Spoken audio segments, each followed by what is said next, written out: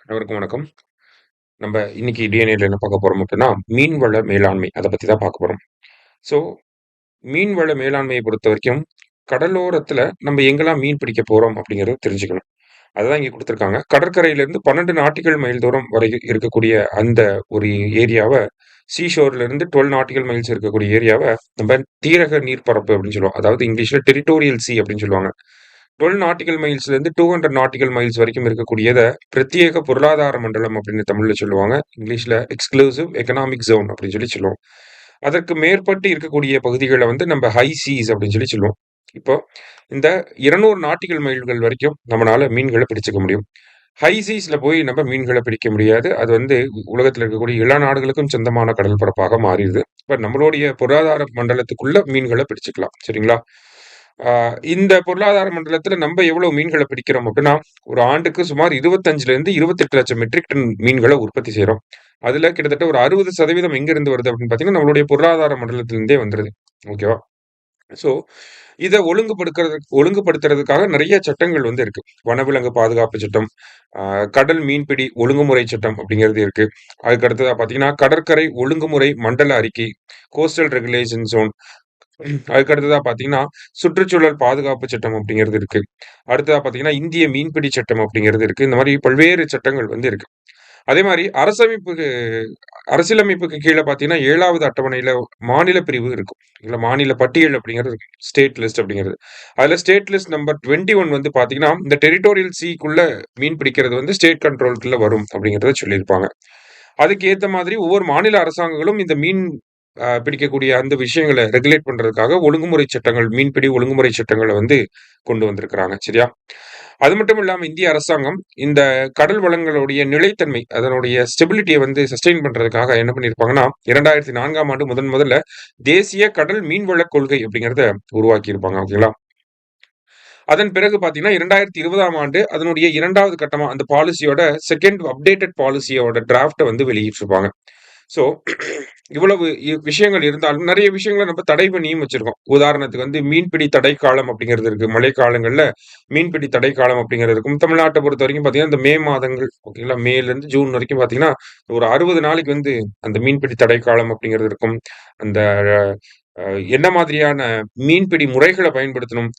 LED விளக்குகள பயன்படுத்தக்கூடாது. இந்த மாதிரியான விஷயங்கள நம்ப இம்ப்ளிமெண்ட் பண்ணிட்டு தான் இருக்கோம். ஓகேங்களா? அதே மாரி இந்தியாவுடைய இந்த பிரத்யேக பொருளாதார மண்டலத்தில எக்ஸ்க்ளூசிவ் எக்கனாமிக் ஜோன்ல திமிங்கலம், சுறா, பழுப்பு நிற ராட்சத கிடார், வால் சுறா போன்ற இந்த கடல் குதிரைகள் போன்ற உயிரினங்கள்லாம் அழிஞ்சுகிட்டே வருது. சரிங்களா? இதுவுமே மீனவர்களுடைய வாழ்வாதாரத்துக்கு ஒரு பெரிய பாதிப்புகளை ஏற்படுத்திட்டு இருக்கு. இதற்கு மீனவர்களுடைய காரணமும் ஒரு சிலத நம்மளால சொல்ல முடியும். உதாரணத்துக்கு வந்து பார்த்தீங்கன்னா, ட்ராலி வகையான நெட்டுகள வந்து பயன்படுத்துறது. அதே மாதிரி செயற்கை விளக்குகள பயன்படுத்தி மீன்கள பிடிக்கிறது. இப்ப எல்இடி லைட்ட வைக்கிறப்ப, அந்த லைட்ட நோக்கி கடல்ல இருக்கக்கூடிய உயிரினங்கள் எல்லாமே ஈர்க்கப்படுது. அந்த உயிரினங்கள அப்படி எல்லாம் ஒரே ஒரு ஒரு இடத்துல சேர்றப்ப அப்படியே வலைய போட்டு எடுத்துடுறாங்க.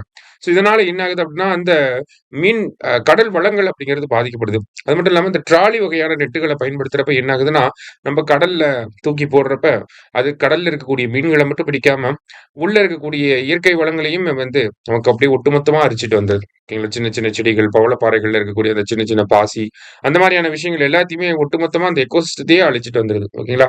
மறுபடியும் அந்த எக்கோசிஸ்டம் ரீஜெனரேட் ஆகுறதுக்கு ரொம்ப நாள் ஏற்படுது. இதனால அந்த அந்த பகுதிகள்ல இந்த ட்ராலி நெட் பயன்படுத்தக்கூடிய பகுதிகள் எல்லாம் பார்த்தீங்கன்னா, மீன்களுடைய வளம் அப்படிங்கிறது கம்மியாயிட்டே இருக்கு. சரிங்களா? ஸோ இதனால என்ன ஆகுது அப்படின்னு பார்த்தீங்கன்னா, இதனால தான் நம்ம ஆட்கள் வந்து இந்தியாவுடைய அந்த கடலோர பகுதிய தாண்டி இலங்கை கடற்பகுதிகளுக்குள்ள போய் மீன் பிடிக்கிறதுக்கான காரணமும் இதுதான். இப்ப நம்ப வந்து ட்ராலின் வகை நெட்டுகள வந்து இன்னும் தடை பண்ணியிருக்கோம். ஆனா, அத வந்து இன்னும் சரியான முறையில இம்ப்ளிமெண்ட் பண்ணாம இருக்கோம். ஆனா, இலங்கை அரசாங்கம் வந்து பார்த்தீங்கன்னா, அது முன்னாடியே தடை பண்ணிட்டனால, இலங்கையில மீன் வளம் அப்படிங்கிறது நல்லா இருக்கு. ஸோ, இங்கேருந்து மீன்கள அங்க போய் பிடிக்க போறாங்க. சரிங்களா? ஸோ இந்த மாரியான விஷயங்கள்லாம் வந்து போய்க்கிட்டு தான் இருக்கு. இத தாண்டி பார்த்தீங்கன்னா, மத்த நாடுகள் என்னலாம் பண்றாங்க? இந்த கடல் வள மேலாண்மைக்கு என்னலாம் பண்றாங்க அப்படின்னு சொல்லி பார்த்தீங்கன்னா, மண்டல மீன்வள மேலாண்மை அதிகார அமைப்பு மற்றும் அனுமதிக்கப்பட்ட மீன்பிடி முறைகள் கண்காணிப்பு அமைப்பு அப்படிங்கிறத ஆஸ்திரேலியா வந்து வச்சிருக்காங்க. ஓகேங்களா? ரெகுலேட்டரி பாடியா ஒண்ணு வச்சிருக்காங்க. அடுத்ததா பார்த்தீங்கன்னா, ஐஸ்லாந்து அப்படிங்கிற நாடு என்ன பண்ணியிருக்காங்க அப்படின்னு பார்த்தீங்கன்னா, மீன்வள மேலாண்மையில அறிவியல் ரீதியான முடிவுகள வந்து எடுத்துக்கிட்டு இருக்காங்க. ஓகேங்களா? சிறு மீனவர்களுடைய வாழ்வாதாரம் பாதிக்கப்படாம, கடல் உயிரினங்களுடைய அந்த சமநிலை சீர்குலையாம இருக்கக்கூடிய வகையில, அவங்க நெறைய தொழில்நுட்பங்கள பயன்படுத்தி, நெறைய விஷயங்கள வந்து பண்ணிக்கிட்டு இருக்காங்க. இந்த மாதிரி மத்த நாடுகள் கிட்ட இருக்கக்கூடிய பெஸ்ட் பிராக்டிஸஸையும் இந்தியாவுக்குள்ள கொண்டு வரணும். மீன் வளங்கள், கடல் வளங்கள வந்து பாதிக்கப்படாத வகையில மீன் பிடிக்கக்கூடிய நடைமுறைகள் வந்து இருக்கணும். தடை பண்ணப்பட்ட விஷயங்கள வந்து மீனவர்கள் பயன்படுத்தாம இருக்கணும். அதற்கு மத்திய, மாநில அரசாங்கங்கள் சேர்ந்து நடவடிக்கைகள எடுத்தா தான் சரியான முறையில இருக்கும். கடல் வளங்கள பாதுகாக்க முடியும் அப்படிங்கிறத சொல்றாங்க. ஏன்னா கடல் வளம் அப்படிங்கிறது நம்மளுடைய மீனவ குடும்பங்களுக்கு வந்து பார்த்தீங்கன்னா, ஒரு பெரிய வாழ்வாதாரமாக இருக்கு. ஓகேங்களா? ஸோ அந்த கடல் வளத்த பாதுகாக்கிறப்ப தான், அந்த மீனவர்களுடைய நலன்களையும் நம்மளால பாதுகாக்க முடியும். அதனால தான் தமிழக அரசாங்கம் கூட என்ன பண்ணியிருப்பாங்கன்னா, மீன்வளத்துறை அப்படிங்கிறத மீனவர்கள் மற்றும் மீன்வளத்துறை அப்படின்னு சொல்லி பேர் மாற்றம் கூட செஞ்சிருப்பாங்க. ஓகேங்களா? ஃபிஷரீஸ் அண்ட் ஃபிஷர்மேன் வெல்ஃபேர் டிபார்ட்மெண்ட் அப்படின்னு சொல்லி. சரியா? ஸோ அரசாங்கம் இன்னும் கொஞ்சம் கூடுதல் கவனம் செலுத்தணும் அப்படிங்கிறது தான் இந்த ஆர்டிக்கிள்ல நமக்கு குடுத்திருக்காங்க. ஸோ மீண்டும் இன்னொரு ஆர்டிக்கிள்ல சந்திக்கலாம். நன்றி. சுரேஷ் IAS அகாடமி வெற்றியின் முகவரி.